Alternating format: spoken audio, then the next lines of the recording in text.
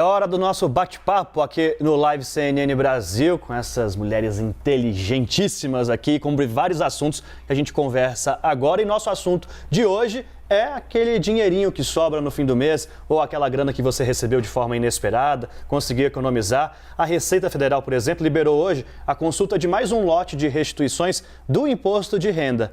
Quem for contemplado recebe no último dia desse mês. Não tá fácil guardar dinheiro. Esse dinheirinho que tá vindo aí está mostrando que os brasileiros estão preocupados em fazer uma reserva de emergência. A gente falava sobre isso há pouco, Priscila. O imposto de renda, essa restituição, vale também separar ali para poupar? Com certeza vale. A gente estava falando com a Thaís agora há pouco, né? Planejamento financeiro, primeira coisa que o investidor tem que fazer é reserva de emergência. É o primeiro passo de qualquer planejamento financeiro. Depois que você tem a tua reserva de emergência, aquele dinheirinho para imprevisto, aí sim você parte para outros investimentos, investimento para comprar casa, para fazer uma viagem, fazer um curso, mas o primeiro passo é a reserva de emergência. Mas a pesquisa da Ambima está mostrando que a gente fez reserva de emergência no ano passado e esse foi o principal destino das finanças, mais do que os imóveis, por uma outra razão, porque as pessoas estão muito preocupadas com a pandemia, foi um momento de muita incerteza, então em vez de destinar para os imóveis, que eram tradicionalmente o principal destino dos investimentos, elas passaram a destinar para essa reserva de emergência por causa de incerteza e também porque imóvel é uma compra grande, então as pessoas evitaram fazer uma compra da casa própria, apesar dos juros baixos, porque é um momento de muita incerteza. Né? Thaís Herédia, boa tarde. Explica pra gente se é possível criar esse hábito de uma reserva de emergência e como criar do zero assim, esse caminho para conseguir deixar um dinheiro guardado pelo menos no fim do mês. Como é que é o processo? Oi, Muriel. Oi, Daniel, Priscila, boa tarde. Vocês já se falaram a manhã inteira, eu acabei de chegar, né? Eu tenho que falar oi para todo mundo, oi para quem está conosco aqui no live. Olha, a primeira coisa é o seguinte, o ato de poupar é um ato construído ao longo de várias gerações. Nós temos uma moeda estável há apenas 25 anos, uma geração e um pouquinho.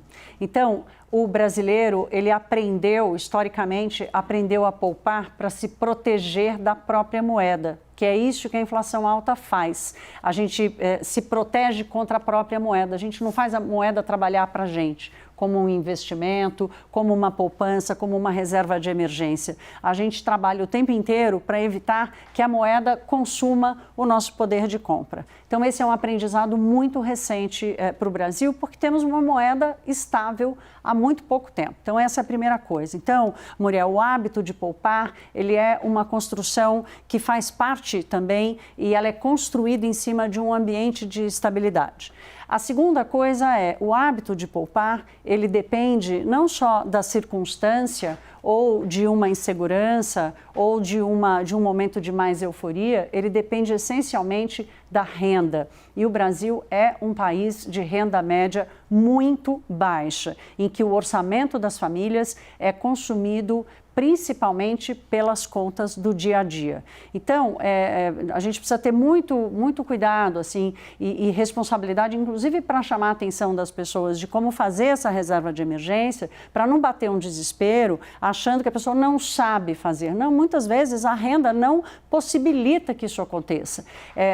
Começa de pequeno, né? A Priscila sabe mais do que eu, a quantidade de produtos hoje que são oferecidos para quem tiver R$50 para gastar. E aí sim, Muriel, cabe um aprendizado que a pandemia pode oferecer, que é, já que eu não pude gastar, porque muita coisa estava fechada, mesmo comprando a brusinha na internet, que eu vi vocês falando, eu caio no conto, eu tenho tudo quanto é coisa que não serve para nada, descascador, tesoura de legume, limpador de vidro e tal, que a gente fica caindo com essa bobagem, esse impulso de comprar. Então, tem um aprendizado aqui que eu consigo começar de pouquinho, é controlar a ansiedade, não achar que uma compra pequenininha, é só R$50, qualquer dinheiro é dinheiro. Aquele ditado, dinheiro não leva desaforo, serve para R$1 ou para R$1 milhão. Falta também uma consciência maior, até nas escolas, ensinar para as crianças como poupar, porque se a gente não tem essa orientação dentro de casa já, dificilmente a gente vai ver isso numa escola, num país que a gente já tem tanto problema com a matemática, né, Pri? Exatamente. Não, e é assim, o que a Thaís falou de começar aos pouquinhos, né? Por exemplo, é uma dica tão simples, Dani, era só falar assim, ó, comece investindo 1% da sua renda no primeiro mês, 2% no segundo, 3% no terceiro. Às vezes a gente vê, assim, no mercado um papo muito forte de, não tem que investir na poupança, mas a poupança é um instrumento positivo para você começar o seu hábito de investir. Então, você começa ali com R$2, você consegue investir na poupança, assim, não tem desculpa. Da poupança, você parte para um Tesouro Selic, que você começa a investir ali o 0,01% do título, então dá uns R$100 mais ou menos.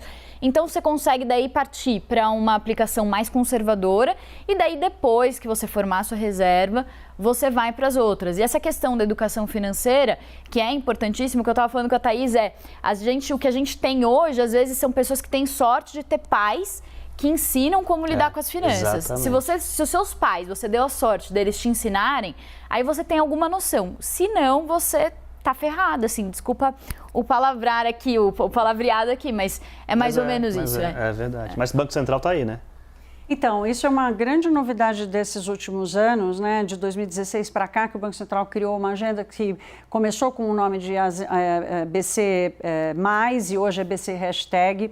Este ano, no primeiro semestre, foi feito um projeto piloto de um projeto chamado Aprender Valor, que o Banco Central está fazendo com as secretarias estaduais e municipais de educação para oferecer, primeiro, preparação dos professores, das escolas públicas, do ensino básico. Então, primeiro vai preparar os professores, vai fornecer material, porque a educação financeira tem que começar de pequenininho. A primeira noção que aqui no Brasil nós não tivemos e que é uma coisa que conversa com o fato da gente ter uma moeda muito recente, é o valor da moeda, é o valor do dinheiro, né? Assim, como é importante a gente viver num país em que a moeda tem valor, em que a moeda ela tem valor ao longo do tempo, em que ela é estável. O valor do dinheiro. E a educação financeira, para quem já está adulto, é primeiro ter essa compreensão de que não importa começar pequeno, né? Precisa ter uma psicologia que, dependendo da renda, se sobra R$5, vale a pena guardar R$5. Isso é um hábito que vai acontecer aos pouquinhos. Agora, essencialmente, a educação financeira, ela, lá na frente, quando essas crianças que vão começar a aprender agora, até porque a Base Nacional Curricular, ela agora impõe a educação financeira já para o ensino fundamental, básico e fundamental. Quando elas virarem adultas, essas crianças, elas já vão ter uma noção muito melhor do que nós, a minha geração especialmente, que conviveu com altíssima inflação. Agora, para que isso vire realmente um hábito, a renda também precisa crescer. Aí o Brasil precisa crescer como um todo para que a renda também aumente. Perfeito. Thaís Herédia, Priscila Yazbek, muito obrigada por esse nosso papo diário, que está sendo muito legal, muito bacana. Obrigada. Obrigada, Obrigada, que agradeço, é o que eu estou adorando. Vou chamar que eu venho. Semana que vem a gente se encontra de novo, então. Tá bom, fechou.